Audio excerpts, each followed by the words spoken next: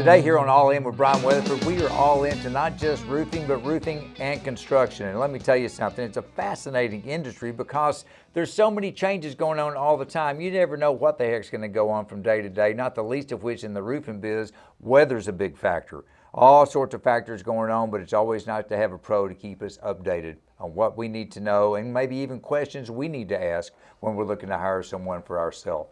Well, we have the CEO today for RKG Roofing and Construction. Her name, Kimba Garcia, our guest right here on the show. Kimba, how are you? I'm doing well, Bryan. Thank you for having me. Well, I appreciate you coming in today. Thank you so much. It's always nice because CEOs have a lot of things to do, more so than hanging out in a TV studio. So that's true. The fact that you had time to get in here, you know, and it's funny too because all businesses are different. But in your role as a CEO, give us a little bit. I know you have to do everything, but break it down a little bit of some of the things you need to do on a day-to-day basis. So I personally heavily oversee our marketing department, accounts receivable, collections, and all the files filter through me every day. So anytime that there's anything that kind of needs to get back in line, you know, I'm there to make sure that those holes get plugged and the river keeps flowing. And just keep it going. Yeah. And so just keep it going so everybody's not just hanging around on payday wanting to know what the heck's going on. Right. Where's my check? Yeah. You know, a big part of what you do, I'm sure, is working with insurance companies because one thing I've learned talking to people here on the show and as a homeowner myself is this. Me as a homeowner, I might have to have a new roof on my house twice in my life or whatever, okay?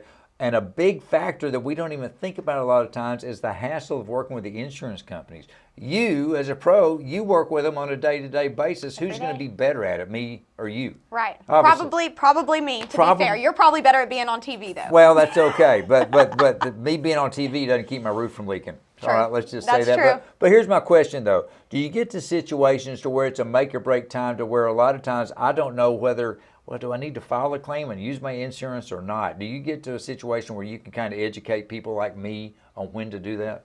Absolutely. So we advise that people get a roof inspection at least twice a year. People think that, really? Yeah, and see, people think that it's a little over the top. Yeah. But what they don't realize is that the damage that occurs actually has a time limit on it that you can claim that damage.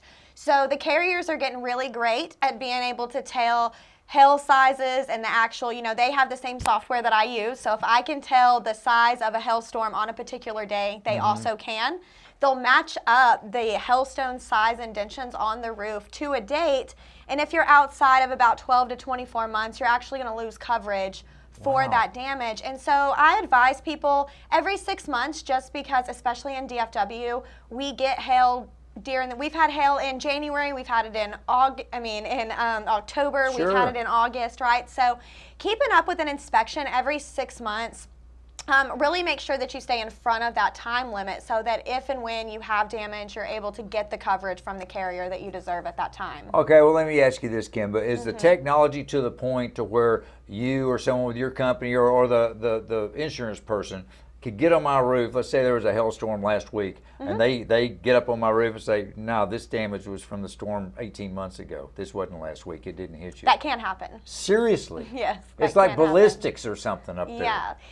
It's really just, it's physical loss. What happens is that the hail hits the shingle and it will knock the granules loose, but then more rain comes and kind of washes those granules away. So we'll see hail is a little bit harder to see on first impact, but after a couple rainstorms, it might start to expose itself a little bit more. So if the hail is about the same size, you know, let's say that the hail that happened back then was 1/2 inch and we got another 1/2 inch storm, we're not going to be able to tell as much on that, but they're just going to go on the deterioration and the breakdown that's happened there. There's a lot of roofers here in the great state of Texas. I don't even know if you knew that. And you're up here in the North Texas area, right? Yes. Well, first of all, do you service everywhere? Do you hang out up here? Do you go? We're DFW, so I have one office that's located in North Richland Hills and then another one that's located in Prosper. Okay, up in Prosper. All right. Well, here's the reason I'm asking. There's a lot of roofers. There's a lot to pick from. Frankly, if I need to get a new roof, it's a buyer's market. I can look around. But what are some questions I should ask somebody if I'm sitting there and I'm just interviewing a roofer to do my job? What are some things that I need to know up front and quickly, the questions I should ask when I'm deciding? I love this question because there's no license for my industry in the state of Texas, and I like to preface this question with, just know that anybody can go buy a ladder from Home Depot, throw it in their truck, and say that they're a roofing contractor. And my name's Chuck. Yeah. Okay. Chuck in the truck. That's him, Brian. That's him. I know that guy. And Stan in the van. Yo, Watch I haven't Stan met in the him van. yet. Okay. Well, he's something. So the things about these guys, I like to tell homeowners, I actually dedicated a whole page on my website to being able to equip homeowners with questions to ask, because it gets very confusing. So one of the things is the Roofers Association Contractors of Texas, RCAT, is something that we can choose to buy into and kind of give ourselves a big brother, since the state doesn't do that for us. So that's one thing I always advise, going with an RCAT licensed contractor that way. But also, just a few questions: do they tear down to the decking? A lot of homeowners don't know that roofing, doing an overlay to the roof and just roofing over the old roof or even over the old felt, actually it voids their manufacturer's warranty. So as soon as that roofer leaves, the manufacturer's warranty, they're off the hook. They're off the hook. You're exactly right, Brian. So do they tear down to the decking is a very important question to ask. I also like to tell people to ask them about ventilation. A good roofing contractor can tell you the way to properly ventilate your home. A lot of times the builder does not ventilate the home well, and this is, you know, your insurance claim might be an opportunity to get the proper ventilation that's going to keep that electric bill down in the summer. And so that's a good question to ask. Flashings. Are we using Metal Valley flashing? Are we using flashing at all? Because standing in the van might not, you know. But at my company, I know at RKG, we always use the full 3 feet of ice and water shield in the valleys around the penetrations.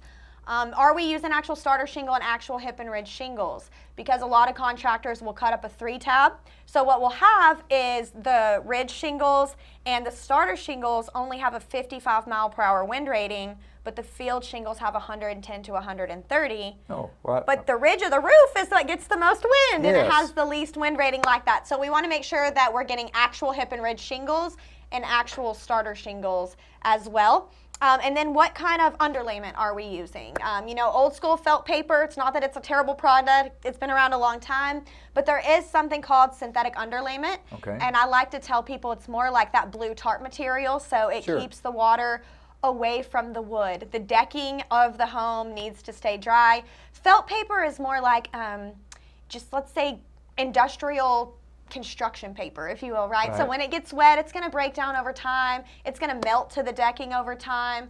So going with a contractor that's going to use synthetic underlayment on your home is going to be best. And then finally, I would say that if it is an insurance claim, work with somebody that's used to working with the carriers on a day-to-day basis. A storm restoration contractor that does this all the time knows that it's not in your best interest to go get 3 bids from 3 roofers. Right. Because they're going to pay the cost of what it takes to replace it. So I would go with somebody that's used to working with the carriers, knows the documentation that they wants to see, speaks the language that the carriers wants to hear, and is able to get you a good quality roofing system put on your home. Okay, so let me ask you this real quick.